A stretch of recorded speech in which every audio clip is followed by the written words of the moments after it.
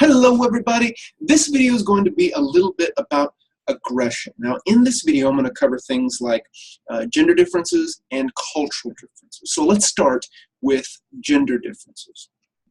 Now traditionally it's been thought that men and women differ in the amount of aggression they exhibit. So the general idea is that men are more aggressive.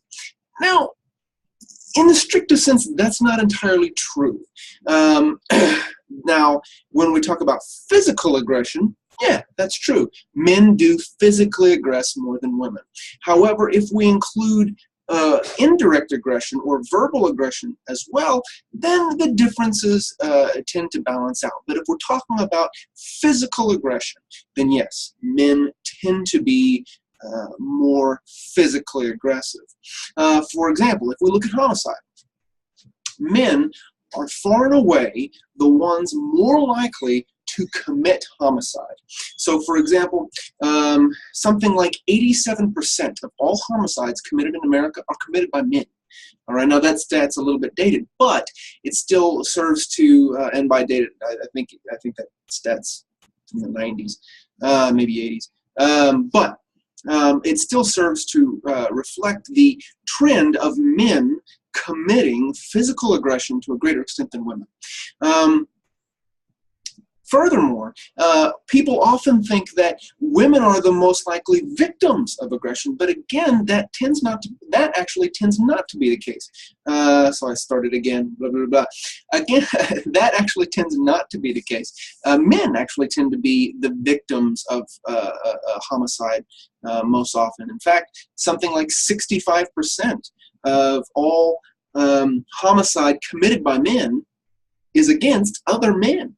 All right, and then of the 13% of the time that women commit homicide, 10% of that is against men. So something like 75% of all homicides, in something like 75% of all homicides, men are the victims. So who's more likely to physically aggress? Men. Who's more likely to be the victim of physical aggression? Also men. Now, why might this be? Well, there's a couple of reasons. One reason is social norms and social rules. So men tend to be permitted to engage in physical aggression to a greater extent than women are. In fact, you might sometimes even see parents telling their young girls not to be so rough, and but allowing their little boys to be rough, and even try to parents might even try to roughhouse more with their little boys.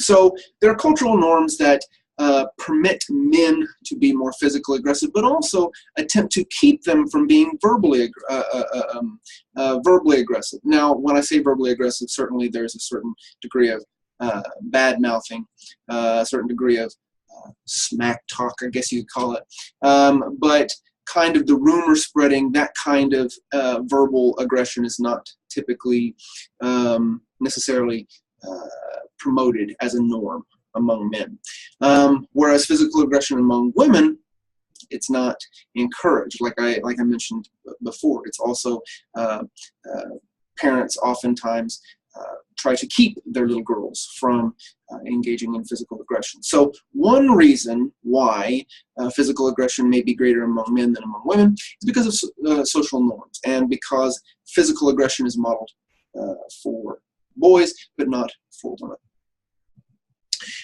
There's also been the argument that there are potential differences in the costs and benefits of physical aggression. So on average, men tend to be physically larger than women. Now, because of that, it's thought that women might incur more costs from physical aggression than men, and not benefit from as many benefits or advantages of successful aggression as men do. Again, certain societal norms permit or even encourage men to engage in physical aggression and then reward them for doing so. Whereas there aren't the same kinds of norms that would reward women for successful physical aggression. So because they're smaller, they run the risk of incurring more damage. And then even if they were successful, they don't get as much reward for that cost. Whereas men, they're bigger, they also incur damage, obviously. But if they succeed, they reap better benefits. So the cost benefit is different for men and women. And because the cost benefit is more favorable for men to engage in physical aggression, the thought is this is part of what leads men to engage in physical aggression to a greater extent. So there we go. We've got gender differences in physical aggression. Again, if we include indirect aggression or verbal aggression, okay, so we have indirect aggression or verbal aggression and direct aggression or physical aggression. All right. Men more likely to engage in direct or physical aggression. Women are more likely to engage in indirect or verbal aggression. Now, when you look across all aggression types, there's not a whole lot of difference. But when we look at just physical or direct aggression, yes, men tend to engage in it more for the reasons we've discussed. Now, what about differences in aggression across culture? We have differences across cultures, and even within a culture, we can have differences within subcultures. So, for example, America tends to be a pretty aggressive place. So, for example, if we compare, let's say gun violence, for example. If we compare gun violence, the rate of death by a gun in America versus England, the difference is pretty drastic. In England, about 1 person per million die each year from gun violence. In America, about 130 die per million of gun violence. All right, so the difference is pretty dramatic. If we look at across subcultures, we also see differences. So, for example, let's look at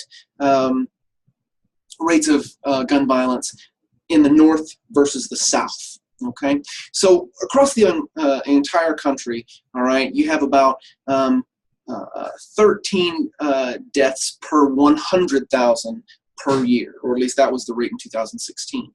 But if we look at the North, so we're talking about places like Connecticut, New York, Pennsylvania. All right, if we look across the entire North, the rate of gun violence or death by firearm was 9.98 per 100,000. So if we put that in per million, then 99 per every 1 million died from gun violence. But if we look at the South, all right, and we put it in the same terms, gun deaths per million, it's 160 per million. All right, so in the North, there are certain cultural norms that are different than in the South that kind of tune down the gun violence or the aggression. Whereas in the South, there are cultural norms that turn it up to a certain degree. For example, specifically in the South, we have something called the culture of honor. So the culture of honor reflects this societal view that a person is responsible for defending and maintaining the honor of their family. So this particular cultural norm also encourages the use of aggression to defend the honor of a person's individual honor or the honor of that person's family. You know, many of my students are from Oklahoma, which is often sometimes considered part of the South, and it's a state in which the culture of honor exists. So many of you Oklahoma students probably are familiar with this culture of honor. If you badmouth me, my mom, or my sister, I'm coming after you. All right, that kind of thing. That's the culture of honor. All right, so again, the culture of honor is this idea that a person is responsible for maintaining the honorable status of themselves and their family, and they are permitted to defend said honor with physical aggression. And so, although that's only one of the factors contributing to the greater rates of aggression in the South than in the North. Although that's only one of the reasons, it is an example of how a particular cultural norm can, differences in cultural norms between cultures like America and England and subcultures, the North and the South, can create differences in aggression. And that is all I wanted to talk about for this video. So we've talked about differences in aggression among men and women, and we've talked about differences in aggression across culture, in which we talked about the culture of honor and how it generates differences in aggression between the South and the North. All right, guys, as always, if you have any questions, please send them my way, but that is it for this video. Take it easy.